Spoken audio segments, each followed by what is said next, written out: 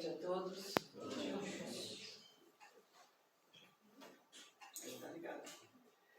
Sejamos todos bem-vindos a essa casa que nos recebe com tanto carinho.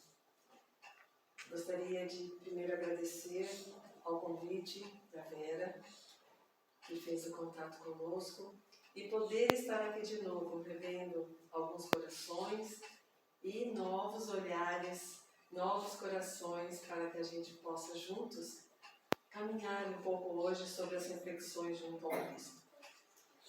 É muito bom a gente chegar numa casa e sentir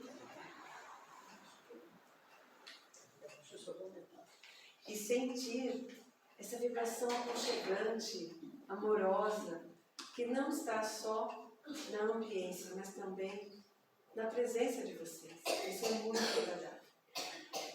Nós escolhemos para hoje refletir um pouco sobre o Evangelho, sobre uma passagem do Evangelho, intitulada No Caminho de Emaús.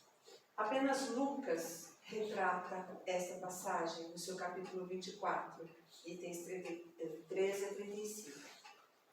E antes de nós entrarmos na temática propriamente dita, eu gostaria de conversar com vocês um pouquinho sobre a questão do Evangelho.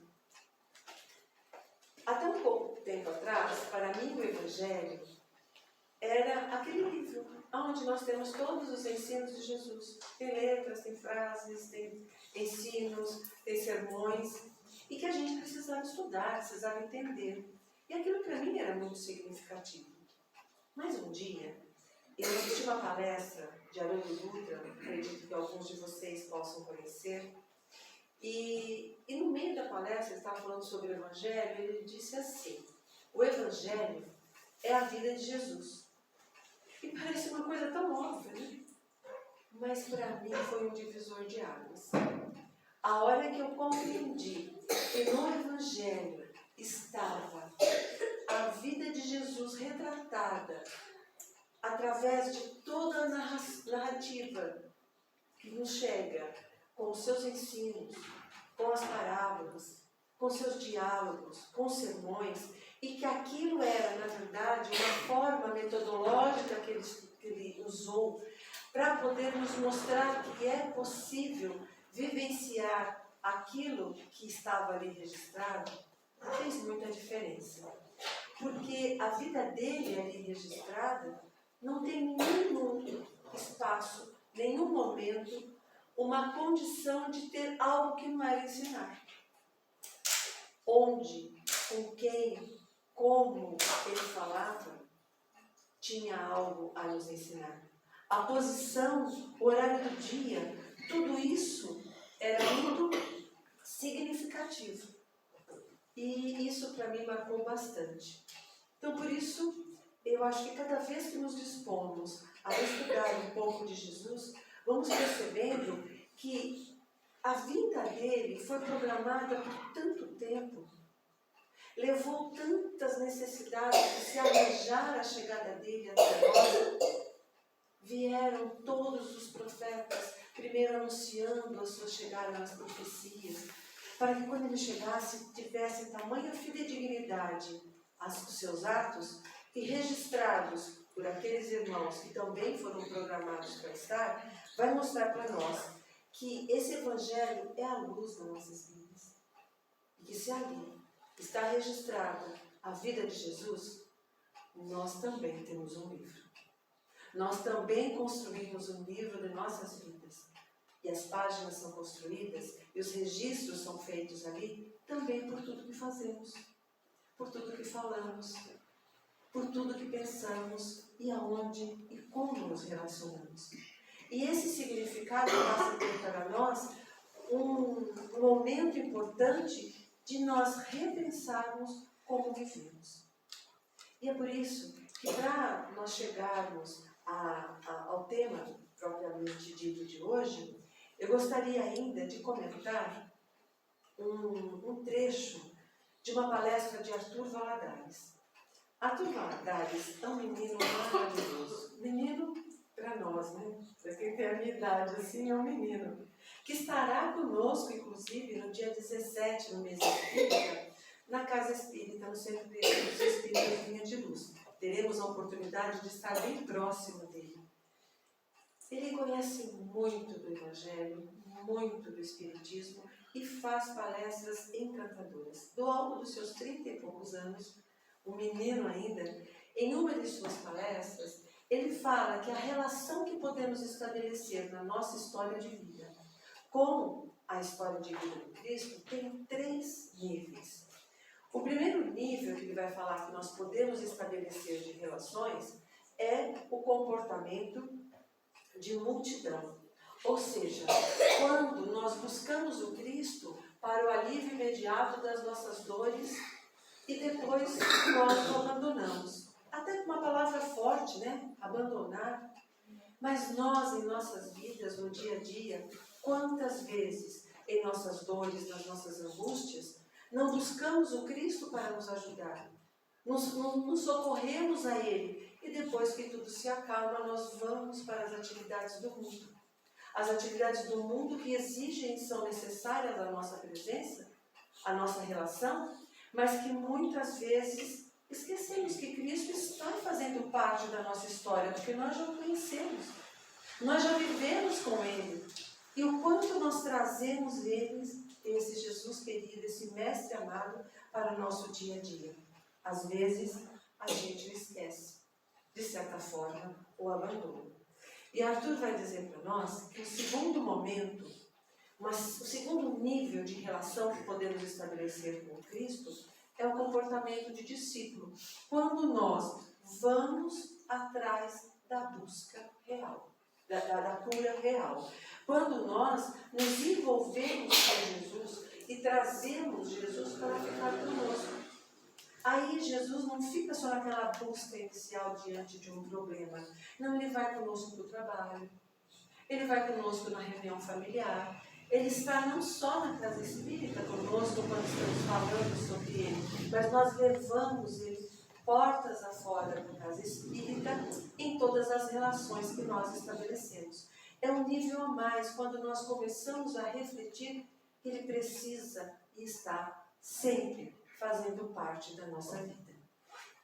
O terceiro nível de relação, ele vai falar para nós, o Arthur, que é um nível de comportamento de apóstolo, bem mais difícil para nós. É aquele comportamento onde o nosso envolvimento é pleno. Então, qualquer coisa que eu faça, aonde eu esteja, eu vou estar fazendo, me pautando no Cristo. O que Cristo faria nesse momento? E nós sabemos que nós permeamos, nós perpassamos por esses níveis. Existem momentos que nós somos entregues ao Cristo com toda a nossa condição de fé e de vontade de servi-lo. Mas existem momentos que a gente deixa ele bem guardadinho lá e a gente vai lá, fala uma bobagem, faz uma fofoca, faz um comentário desairoso, a gente olha alguma coisa com uma certa forma inadequada. E nesse passar de um nível para outro de relação, nós vamos nos treinando. Porque o nosso nível de discípulo é aquele que já conhece como nós. E que muitas vezes sucumbe frente a uma situação mais difícil. Sente-se, às vezes, muito magoado, reclamando. Então nós saímos dessa condição de discípulo, que acreditamos ser, e vamos para o nível de multidão, aonde é o senso comum, só busca na hora da necessidade. E isso é normal para o nosso nível evolutivo, porque chegar ao nível de apóstolo, a gente terá muito mais dificuldade e tempo de caminhar de jornada. Mas por que eu trouxe isso? Porque essa passagem do caminho de Emaús vai poder nos fazer refletir sobre esses 3 níveis de relação que estão ali representados. Disse no início que Jesus não fazia nada que não tivesse um significado. Quando ele vai atender a mulher pecadora que ia ser apedrejada, ele se abaixa. Isso não é por acaso. É para nos mostrar que é preciso chegar até o outro que está lá no chão, que está lá com a maior dificuldade, que está sendo julgado por algo que gostaria de ser compreendido porque tinha seu história. Quando ele vai falar com aqueles que eram doutores da lei, ele se posiciona numa condição de igual para que esses doutores sejam humilhados. Então Jesus, em tudo que faz, e nesta passagem nós vamos relembrá-la agora um pouquinho, nós vamos perceber que tem muito a ver com a nossa vida e a nossa jornada reencarnatória, essa ligação com o Cristo. Então, eu gostaria que a gente, acho que pode passar direto, né? Pode, né? Então, eu gostaria que a gente assistisse um pequeno vídeo agora.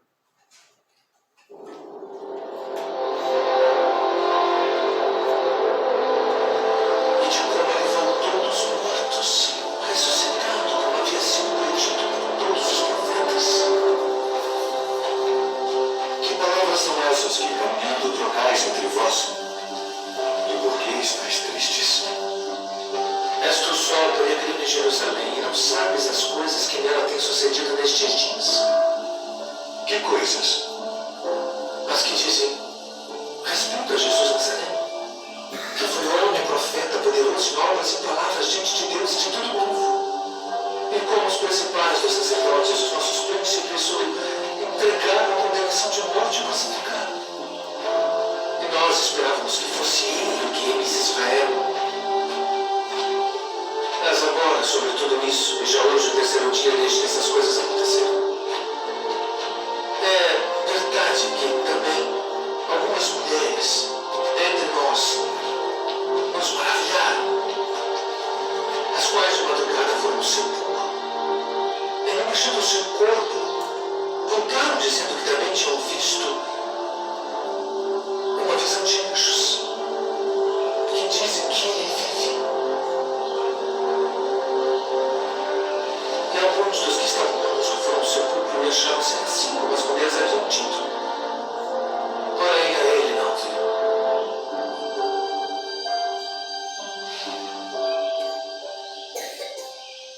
Honestos e dados de coração para crer tudo que os profetas disseram.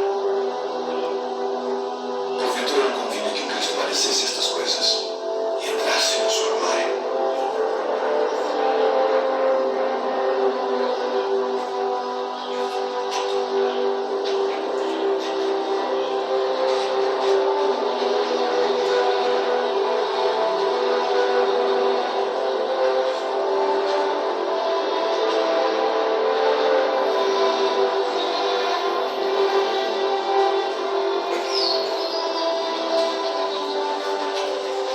Fica conosco, porque já é tarde e já declinou o dia.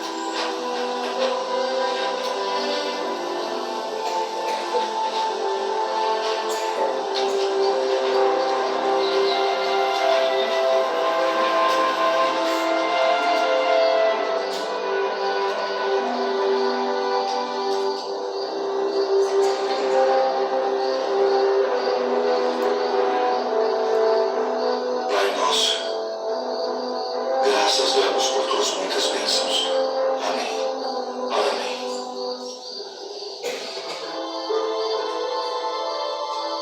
Porventura não ardia em nós nosso coração, quando pelo caminho nos falava, e quando nos abria as Escrituras. Devemos voltar a Jerusalém, agora mesmo.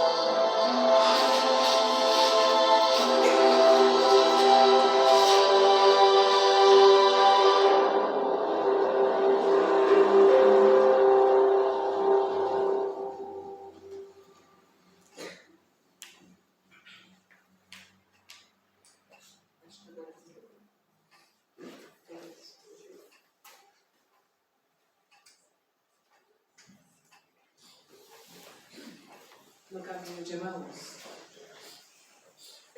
3 dias após a crucificação, ocorre essa passagem. Jesus já havia aparecido para Maria e para Maria Madalena. E havia muita dúvida, por que para Maria Madalena? Por que não para os apóstolos? Esses 2 seguidores de Jesus, a gente sabe que o nome é Cleófas, o outro a gente não tem registro do nome. Eles seguiam Jesus, eles conheciam o Mestre e estavam ali num caminho até Emaús. Saíram de Jerusalém, a cidade com seu significado espiritual, aonde tudo acontecia, aonde se buscava a comunhão com Cristo, e partem para Emaús, uma cidade aonde a efervescência da materialidade, da necessidade de trabalho do dia a dia, eles iriam retomar a vida. Nessa partida e nesta caminhada, muitas passagens, durante toda a passagem, muitos ensinos nos são apresentados. Jesus, ao aparecer, confirma a imortalidade da alma. Porque mesmo esses seguidores não estavam muito conscientes. Lá no comecinho, ele fala. Dizem que apareceu para as mulheres. Ou seja, alguém dizia, mas eles não estavam muito crentes que isso era verdade. E ele aparece ali, e o que ocorre? Eles não o reconhecem. Será que muitas vezes nós não estamos com Jesus ao nosso lado e não o reconhecemos? Será que muitas vezes a gente não percebe que Ele nos envia amigos ocultos? Alguém para despertar em nós o seu ensino e a gente não percebe? Outros ensinos que nos trazem ali a possibilidade da comunicação entre os dois planos. Ele estava no plano espiritual. E ele se materializa ali, um efeito físico, mostrando que era possível a comunicação entre os dois planos. Mostrando como o Espiritismo veio a elucidar que as propriedades do perispírito possibilitam este tipo de comunicação, esse tipo de materialização. Emaús, na sua tradução, o seu significado era o lugar incerto. Então, os seguidores saem de um lugar de espiritualização, caminham aproximadamente 11 quilômetros e vão em direção ao lugar comum, ao lugar incerto. Vão para o mundo. É muito simbólico e muito importante esse entendimento, porque nós, em nossa jornada evolutiva do caminhar na reencarnação, muitas vezes nós estamos em nível de espiritualização, em contato com o Cristo, no nosso comportamento de discípulo, de seguidor. Mas em outros momentos passamos a ser do mundo. Estamos no mundo e sendo dele, atendendo às demandas do mundo, as angústias, as tristezas, os problemas que são necessários para que nós consigamos estar vivendo a verdadeira proposta reencarnatória com as demandas que esse mundo oferece. Mas esquecemos de levar Jesus conosco. Assim como eles não só tinham as lembranças do Cristo, mas também não o viam, estando ao lado dele, não o reconheciam. É como se seus olhos da alma estivessem fechados para compreender que Jesus estava ali com eles. Do mesmo jeito que nós, muitas vezes, nos distanciamos. E Lucas vai falar assim, logo no começo.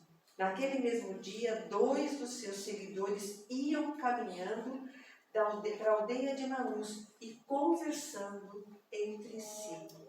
Vai nos mostrar a importância de nós estarmos com o outro, conversando, trocando informações, ouvindo e falando, pensando nas nossas angústias, nas nossas tristezas, mas com certeza em contato.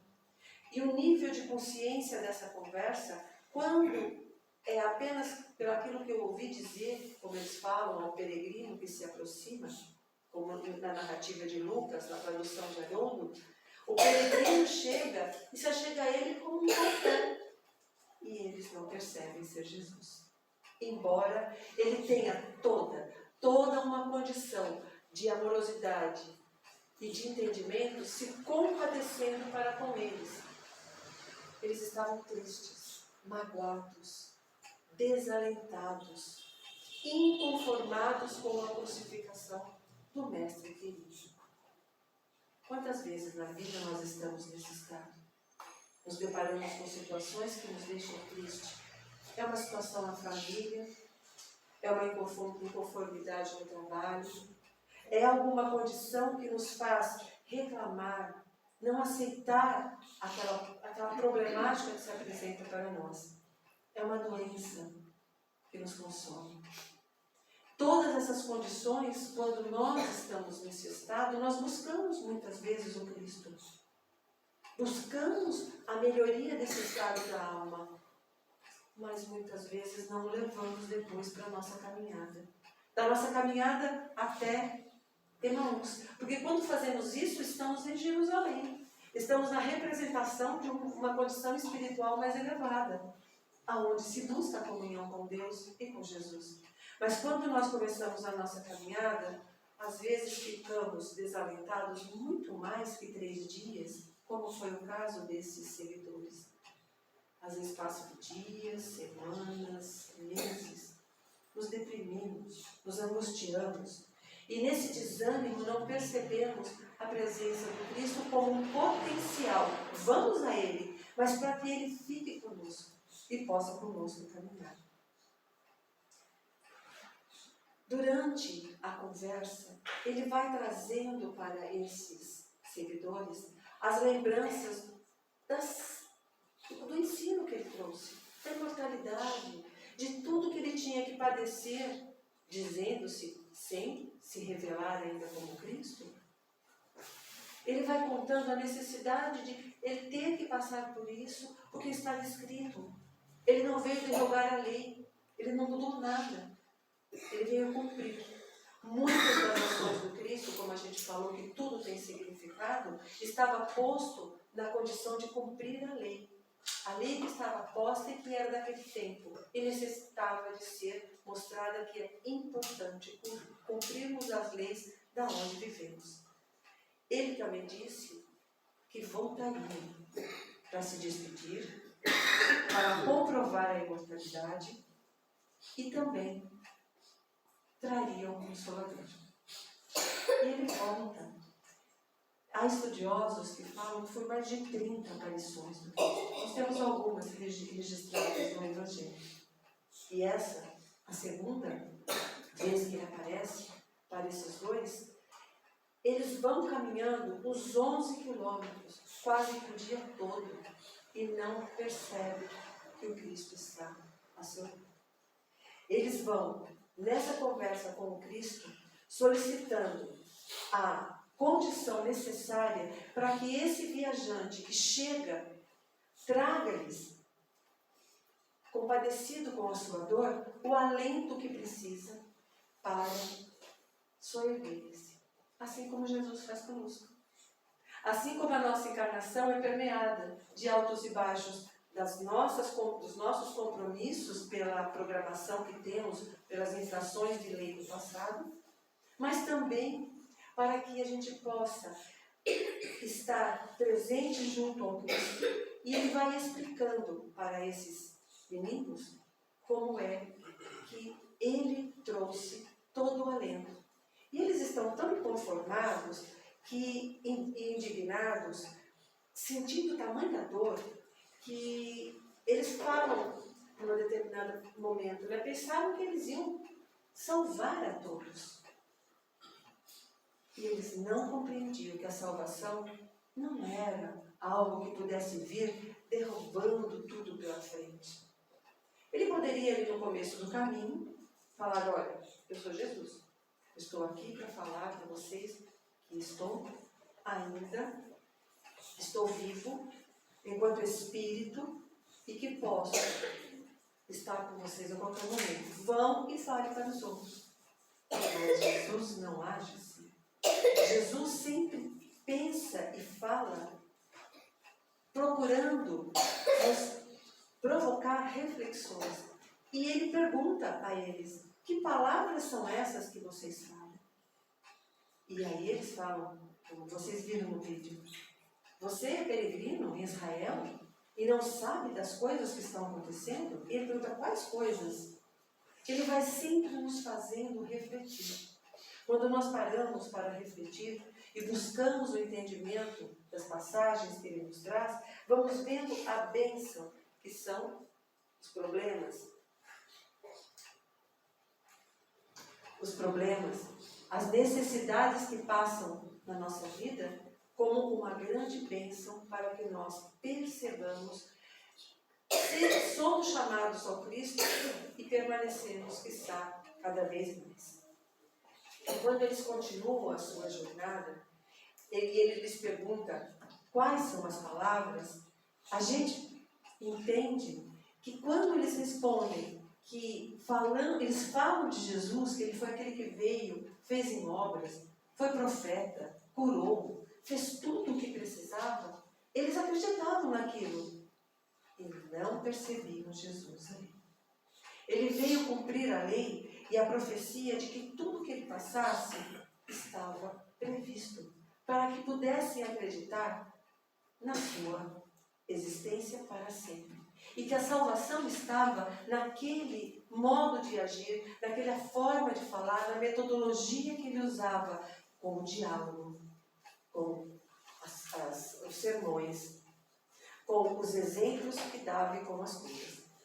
No terceiro dia, já tinha passado todo esse tempo, eles ainda acreditavam que quem iria redimir era Jesus que iria redimir Israel. Mas não salvou Israel por conta de que eles já não estavam mais ali. E nesse vídeo tem um trechinho que me chama muita atenção e me toca por demais, que é o declinar da tarde.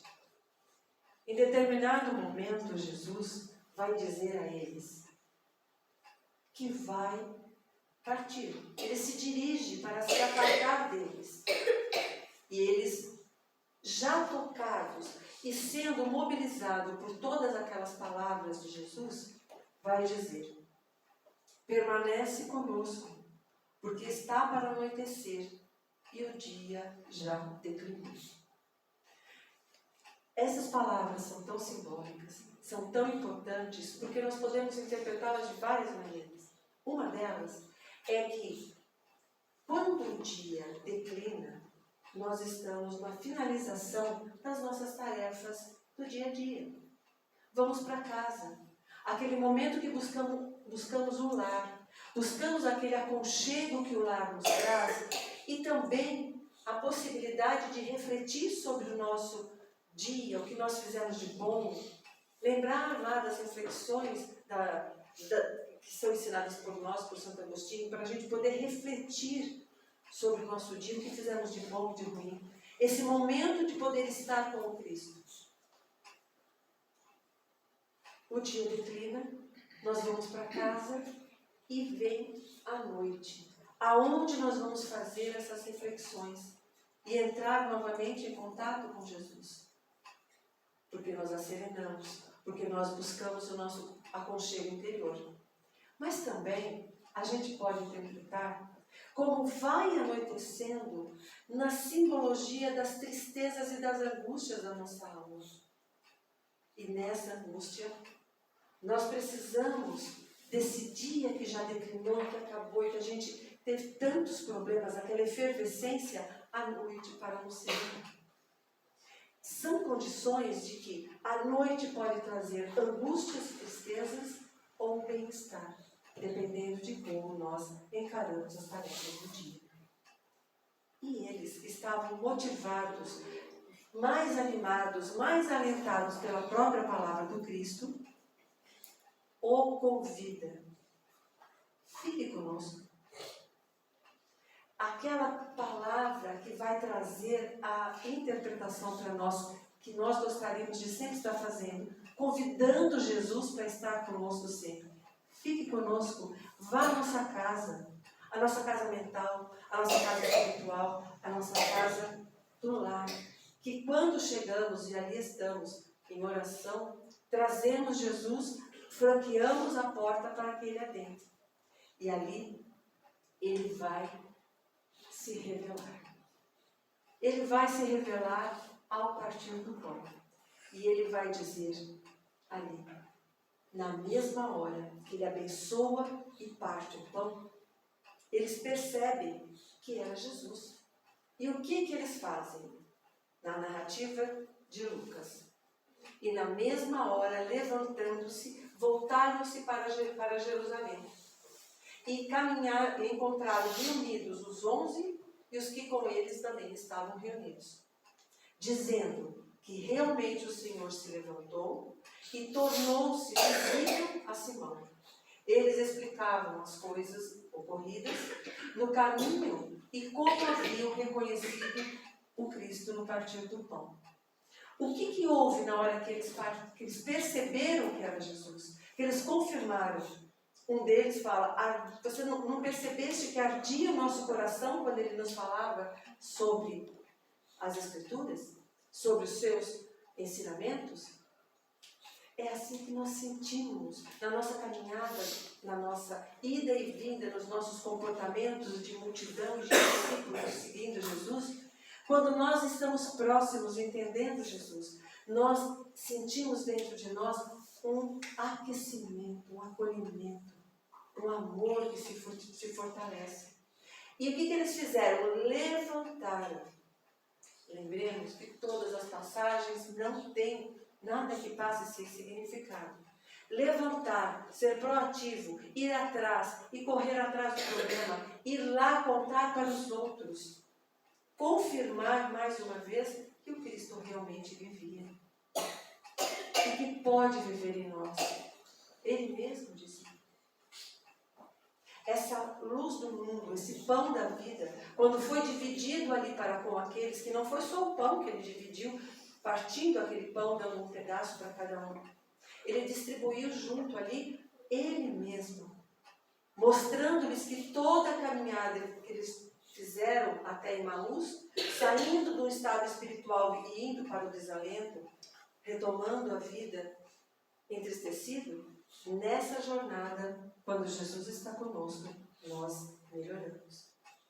E eles levantam, são proativos e voltam. Precisamos voltar imediatamente a Jerusalém. Precisamos nos manter conectados com Jesus. Voltam, contam e confirmam que ele realmente, e narra tudo o que aconteceu. É dessa maneira que existem em todas as condições de nossa vida oportunidades incríveis para nós estarmos com Jesus. Nós frequentamos um centro espírita. E quantas vezes nós chegamos aqui precisando de ajuda?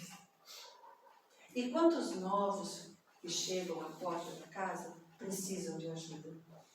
E como vamos fazer para nos ajudar? Em todas as condições que nós estivermos, nós temos aqui trabalhos. Osmar estava falando para mim agora há pouco. Nós não tínhamos essa tarefa, estamos colocando. Não tínhamos aquela, estamos implementando. São todas as tarefas de atendimento que o Cristo orienta-nos a ter, que são realizadas numa casa espírita ou em outras religiões, de outras maneiras, que são úteis e importantes para que nós nos ajudemos uns aos outros. Aqueles que a jornada já está um pouco mais produtiva, já é capaz de estar há mais tempo, mais compreendendo, mais vivenciando, vai recebendo os que vão chegando. Ou até nós mesmos, quando chegamos aqui desalentados. Então, a atenção acolhedora que há quando aqui chegamos, os passes, a palestra pública, os estudos que não podemos abrir mão, todos os atendimentos, a conversa fraterna, o ensino do Evangelho no lar, com as possibilidades de, na nossa casa, convidar Jesus semanalmente para participar conosco da oração de família. Tudo isso são ensinos que vão nos fortalecendo e nesse fortalecimento a gente pode receber aqueles que em algum momento, quando estamos preparados, atuar como o acolhedor.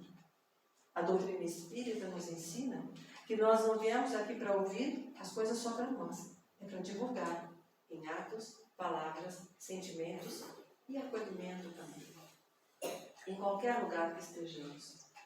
Emmanuel tem uma mensagem no livro Fonte Viva que vai nos dizer que qualquer lugar que nós estejamos, nós podemos ouvir. A gente pode ouvir em cada situação do caminho, no templo familiar, ante o companheiro, à frente de um adversário, ao pé do enfermo, junto à criança, por onde formos, Jesus, Mestre silencioso, nos chama ao testemunho da lição que aprendemos. Eis que nos convida ao exercício incessante do bem. Porque fazer o bem é muitas vezes dar um sorriso para uma pessoa, um bom dia com boa vibração. É dispor algumas horas para atender uma criança, um idoso, realizar um trabalho de organização da casa. Quanta coisa não há para se fazer. Precisamos nos preparar. E aí tem os estudos. São indispensáveis para a nossa condição, mas é importantíssimo que nós estejamos engajados. Naquelas 3 ligações, níveis de ligações que nós falamos sobre qualidades, nós percebemos que o comportamento de apóstolo, que é o nosso envolvimento total com o Evangelho, como disse Paulo, não mais vivo eu, mas o Cristo é que vive em mim, vai nos facultar um trabalho muito grande. Ainda temos uma jornada. Paulo, mesmo tendo toda a descoberta que teve à porta de Damasco, ficou 3 dias cego, porque não conseguia receber tamanha luz de Jesus, que é também muito significativo, porque era a luz para a sua alma. Ele tinha um conhecimento incrível e usava-o de maneira inadequada da lei. Ele começa a sofrer todas as agruras. E ele tinha uma inquietação muito grande.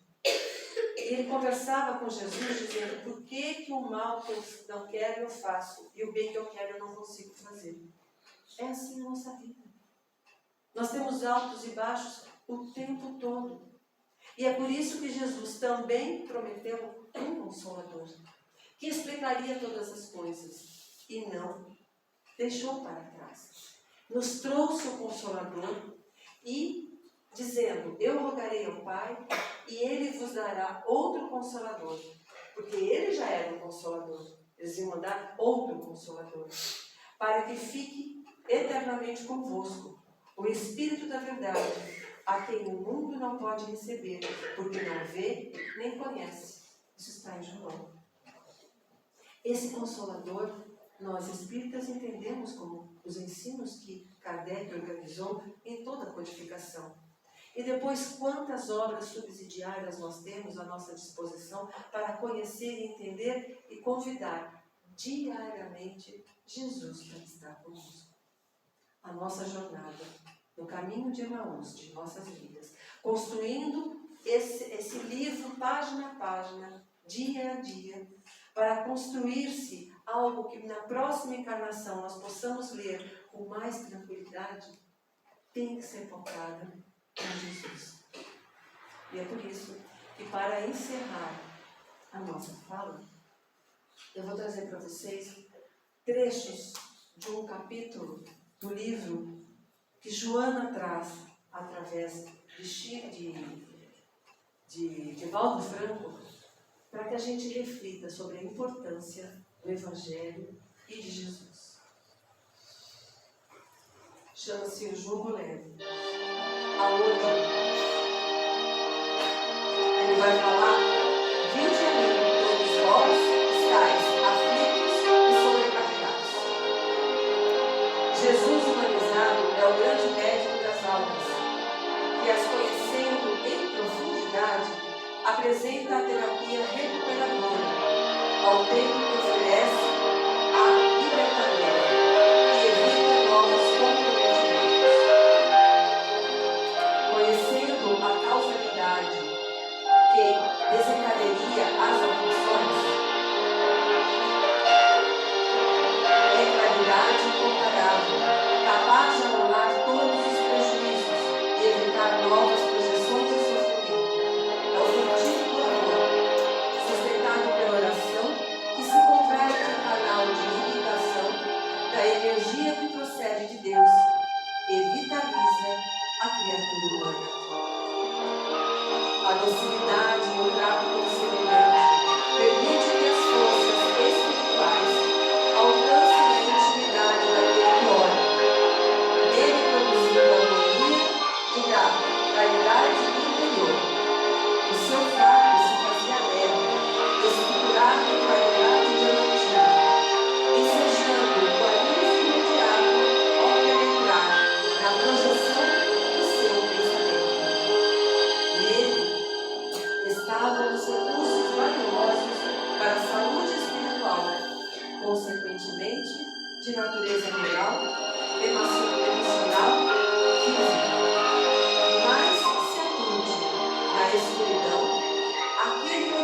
contra abismos que não são visíveis. O amor rompe a densidade da ignorância, enquanto a oração dilui